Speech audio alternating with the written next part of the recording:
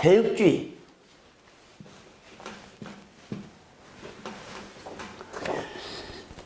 그런데 제가 아주 객관적으로 총의를 바라볼 수 있는 그 언론 사역을 해보니까요, 우리 총회의 문제, 교단의 문제, 심지어 한국 교회의 문제는 신학에 부재 있다, 이런 사실을 발견하게 됐습니다.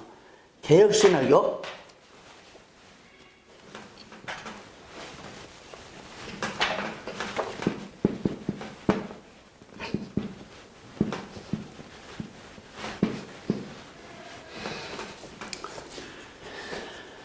우리 교단에서 100여 년간 지향해온 신학 정체성으로서 이 개혁신학을 선택해서 믿음의 선진들이 개혁신학을 견고히 세웠습니다.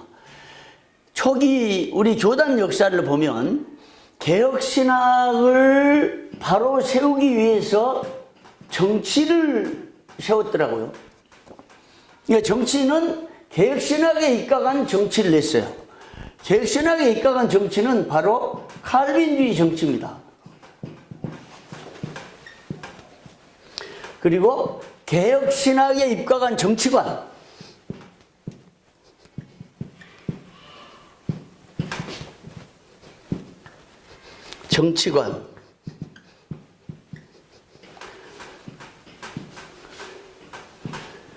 사실 이 두 가지를 견고히 세우면 교단은 정말 바로 세워지고 맑아지고 깨끗해집니다.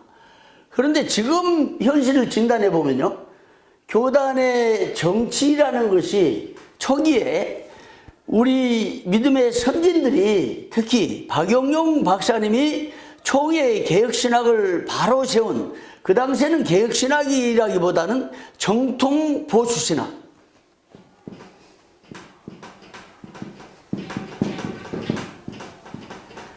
이런 구호를 내걸었어요. 정통 보수 신학을 바로 세우려고 정치를 선택해서 교단을 든든히 세웠던 것 같습니다. 그러니까 이 구도를 보면요, 신학이 밑받침돼 가지고, 이 신학이, 이거 개혁신학이죠. 밑받침돼서 교단을 세워나가는 거예요. 신학이 밑받침되고, 어쩌면 신학이 기둥이 되고 해서 이 교단이 세워진 겁니다. 그런데 특징적으로요, 박영용 박사님이 정통 보수 신학을 바로 세우기 위해서 이 교단 정치에 아주 유능한 인재들을 세워가지고 정치를 끌어왔고 교단을 바로 세웠습니다. 교단. 이게 합동교단이죠. 합동.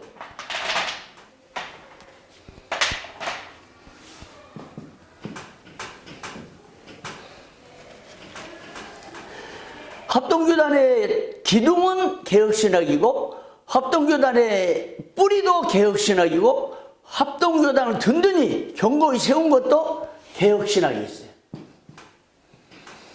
그런데 그 당시에는 정통 보수 신학을 주창하면서 유능한 목회자들을 세워서 교단 정치를 이끌어 오게 하셨어요. 그런데 정유호 목사님이 50인 신앙 동기회를 만들어서 당시에 신학교에 침투해온 자유주의 신학을 막았습니다.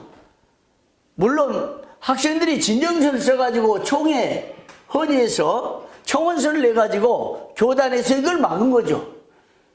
그래서 총씨는 든든한 개혁신학의 바탕에서 여러 우여곡절 끝에 총씨 세워졌어요.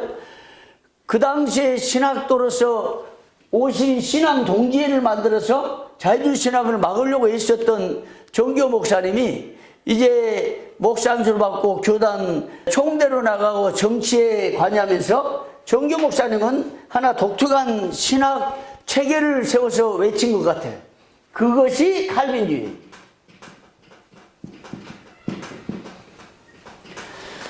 정교 목사님이 교단이 분리될 때나 화합될 때 다양한 교단의 위원회에 서기를 맡아가지고 계속해서 문건을 작성했는데 그 문건에 칼빈주의 신학을 지킨다는 문구가 새롭게 등장을 해요. 결국은 제가 판단키로는 이건 앞으로 연구해야 할 과제 중에 하나인데, 박영용 박사님이 정통 보수 신학을 주창하고 정치를 세웠고 정치를 끌어가면서 정교 목사님이 60년대 59년대 후반부터 60년대를 이어오면서 칼빈주의 신학을 나름대로 독창적으로 구축하고 외치고 했던 것 같습니다.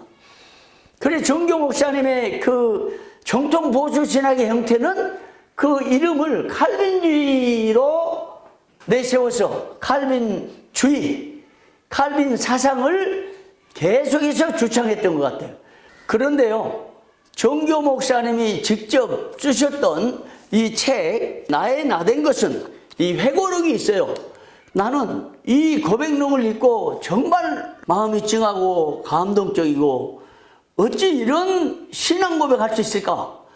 그래서 자신이 주창했던 칼빈주의 신학과 신앙을 그대로 삶 속에 구현해온 분이셨다, 이것을 알게 됐습니다. 한번 이 책에 기록된 그 자신의 삶을 돌아보고 목회를 회고하면서 썼던 이 회고록에 기록한 이 신앙 고백을 한번 읽어보겠습니다. 결론으로, 이 책의 결론으로 쓴 일종의 시요 기도문인데요. 주여, 종은 두메 산골에서 태어났습니다. 종은 보릿고개를 넘지 못하는 극빈한 가정에서 태어났습니다. 종은 정상교육을 받지 못한 자식입니다. 종은 오형제 중 막둥이로 가장 미련했고 유약한 자식이었습니다. 종은 정말 질그릇이요, 쓰레기요, 벌레요, 짐승이요, 구더기요, 지렁이요, 죄인 괴수 인생이 아닙니까? 그런데 웬일인지요, 웬 은혜인지요, 내가 사는 도매 산골에 교회를 세워주셨고 귀금 형님을 통하여 어려서 댕기 따고 교회를 다니다 주님을 영접하였고 오늘이 있게 하셨습니다. 믿음으로 그리고 보수로 살 수 있도록 박영용 박사님이 신학 난제 선평을 주셨습니다. 그리고 내게 있어서 최상의 반려자를 주셨습니다. 이 어찌 우연이겠습니까? 아닙니다. 아닙니다. 결코 아닙니다. 나의 머리털을 세시는 주님, 종은 당신이 눈동자같이 나를 보호하시고 이 세상 사는 동안 나와 동행하시고 계심을 믿습니다. 깨닫습니다. 체험하면서 살고 있습니다. 우연은 없습니다.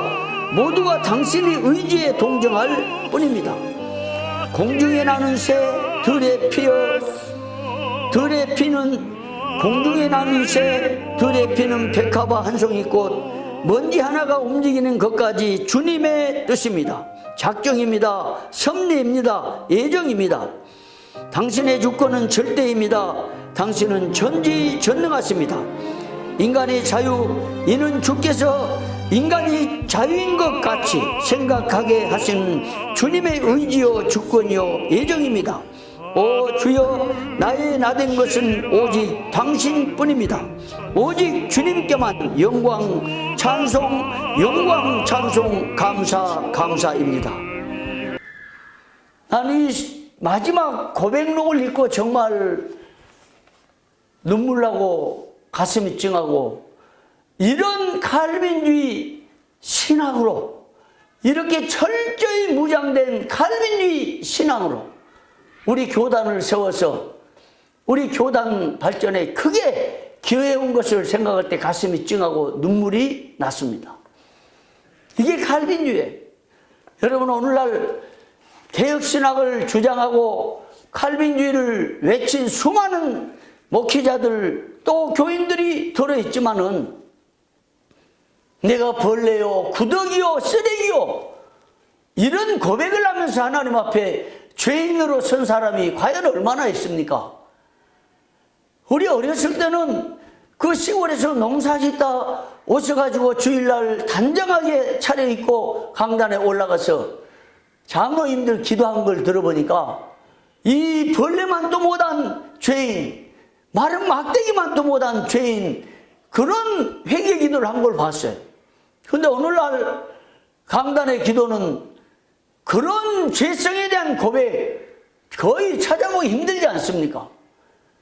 자신이 마른 막대기요, 구더기요, 쓰레기요, 벌레라고 하나님 앞에 회개하면서 기도한 기도 우리 얼마나 들었습니까?